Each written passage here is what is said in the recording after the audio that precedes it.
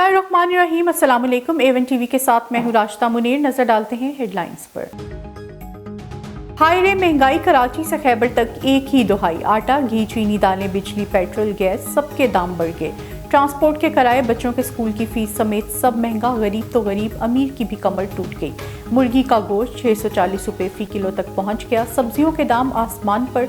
अदरक की कीमत ने 6 सेंचुरियां कर ली। लहसुन 380, करेले 185, प्याज 150 रुपये में बिकने लगे। फल भी आम आदमी की पहुंच से दूर। अनार 550, अंगूर 300, स्ट्रॉबेरी 290, सेब 285 रुपये में फरोख्त होने लगे। रमजान से पहले महंगाई का तूफान। रिलीफ के लिए कायम यूटिलिटी स्टोर्स पर भी आवाम के लिए तकलीफ। दूध, चाय, क्रीम, जूसेस की कीमतों में भी इजाफा। 1 लीटर दूध के दाम 30 रुपये बढ़ा दिए गए।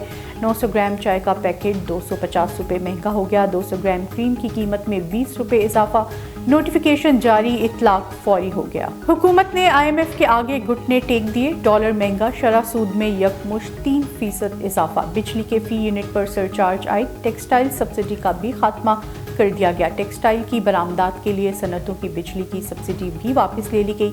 महंगाई के मारे अवाम पर मजीद बोझ डालकर आलमी मालियाती फंड्स के साथ मुज़ाकरात बहाल। पाकिस्तान के उठाए जाने वाले इक़दामात में गर्दिशी कर्जी के वापसी का प्लान भी शामिल है। डॉलर की बुलंद तरीन सतह छूने के बाद वापसी। इंटरबैंक में डॉलर 10.09 रुपये सस्ता 275 रुपये पर ट्रेड होने लगा। गुज़िश्ता रोज़ इंटरबैंक में डॉलर 18 रुपये 98 पैसे महंगा हुआ था। पाकिस्तान स्टॉक मार्केट में भी मस्बत रुझान। तर्जुमान अमरीकी महकमा खारजा नेट प्राइस का कहना है कि पाकिस्तान में जमहूरी आईनी उसूलों की हिमायत करते हैं। मौजूदा सियासी सूरत हाल पाकिस्तान का अंदरूनी मामला है।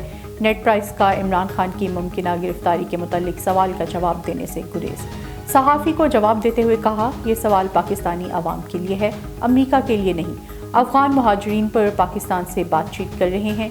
इंटरनेट तक रसाई कश्मीर समेत दुनिया भर में जमहूरियत को मजबूत बनाने के लिए अहम है। A1 टीवी से फिलवक्त इतना ही। मजीद बाखबर रहने के लिए देखते रहिए A1 टीवी। A1 टीवी, सब पे नजर, अंदर की खबर।